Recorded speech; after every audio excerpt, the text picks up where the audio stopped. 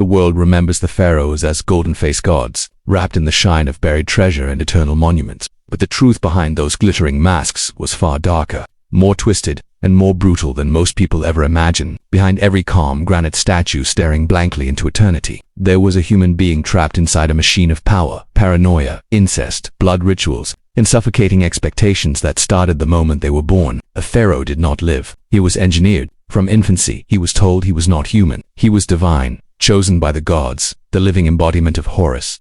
But this divinity came with a prison. Every move, every breath, every thought was shaped, controlled, and watched by priests, generals, nobles, and rivals who waited silently for a crack, a weakness, a moment of human vulnerability. A pharaoh was expected to be perfect, but perfection inside a fragile, mortal body created a life of pressure so extreme that even the slightest failure could destroy entire dynasties. The child pharaohs grew up surrounded by wealth that normal people couldn't imagine. Yet they were some of the loneliest and most manipulated individuals in history, raised by people who didn't love them, only worshipped their power or feared losing it. Asterisk inside the palace. The air always smelled like incense, lotus oils, and paranoia. Servants bowed so low that their foreheads hit the cold stone floors, and hundreds of eyes followed the prince everywhere he walked. He couldn't cry, couldn't laugh freely, couldn't play like a normal child, because every emotion was seen as a reflection of divine strength or weakness. A simple mistake, slipping while running, stuttering while speaking, crying from fear, was treated as an omen. Priests would be summoned immediately, chanting prayers,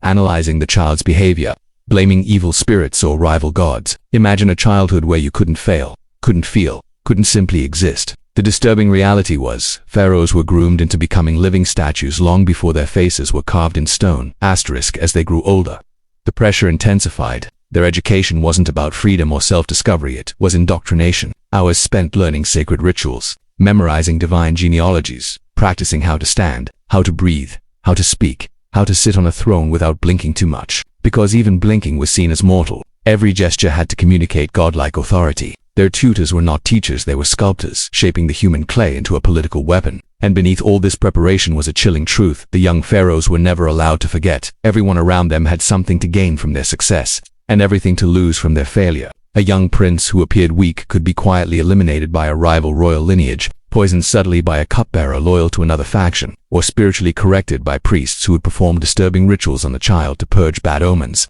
The palace wasn't a home. It was a battlefield disguised as paradise. Asterisk when the time came for the pharaoh to take the throne, usually after the sudden death, sometimes suspicious of the previous ruler, the transformation into a god became even more suffocating. The coronation ceremony looked grand, with shining jewelry, roaring crowds, booming drums, and priests chanting ancient hymns. But underneath the ritual was something eerie, a human being forced to abandon their humanity. The pharaoh was told to forget his past life, his childhood name, his personal identity. He became something else, a symbol, a divine mechanism that kept the cosmos balanced. But with divinity came isolation so severe it warped the mind, that pharaoh couldn't eat with others, couldn't walk freely outside, couldn't form friendships without political consequences. Even talking casually was dangerous. Every word mattered. Every silence mattered. Power didn't free him. It trapped him deeper.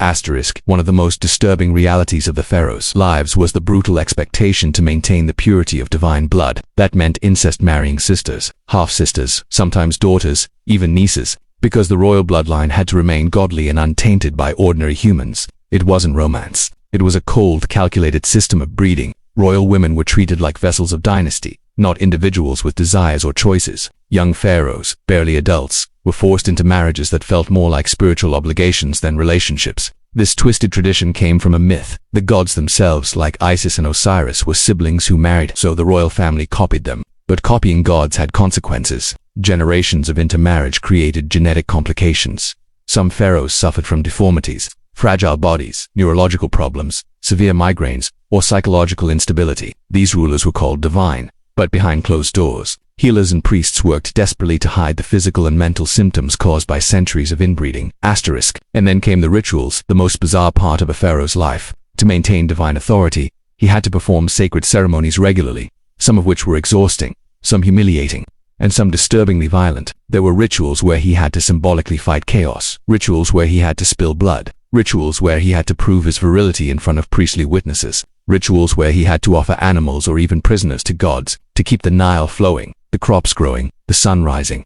The pharaoh was expected to personally maintain cosmic order. If the floods failed, the people blamed him. If diseases spread, they blamed him. If a child died of hunger, the whisper in the village was, "The Pharaoh's spirit has weakened," and this collective belief crushed him mentally. Imagine millions of people believing your emotions could destroy the world. A pharaoh carried that weight on his shoulders every single day.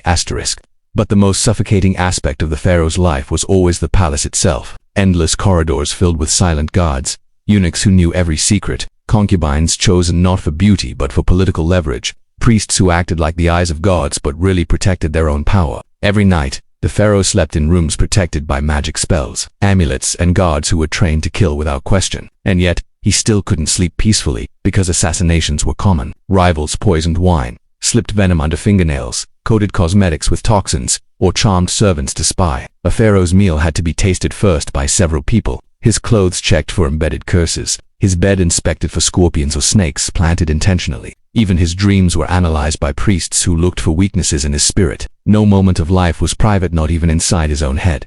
And despite being worshipped, the pharaoh was trapped by the fear of being forgotten. That fear drove them to build massive monuments, pyramids, temples, obelisks, statues that weighed hundreds of tons, not for beauty, out of desperation. Immortality was the only way to escape the horror of mortality that they never admitted publicly but felt deeply at night. They knew better than anyone how fragile their bodies were. They had seen kings die suddenly from infections, curses, conspiracies, or accidents. They had watched mummies being prepared, organs pulled out, the body drained, dried, wrapped, painted. They knew exactly what awaited them after death, and the idea of their soul being lost in the underworld terrified them. So they used thousands of laborers, often treated harshly or worked until collapse, to build enormous tombs designed to protect their bodies. But even that protection was a lie, because grave robbers, tomb raiders, even some priests, were always waiting for the moment the pharaoh died to steal everything. The disturbing truth was simple. Pharaohs lived like gods but died like prisoners. Their corpses were sliced open, emptied, stuffed, and wrapped so tightly they couldn't even resemble humans anymore. Their tombs were filled not just with treasure but curses, texts designed to scare intruders by threatening eternal suffering. That fear wasn't aimed at thieves. It was a reflection of the pharaoh's own nightmares.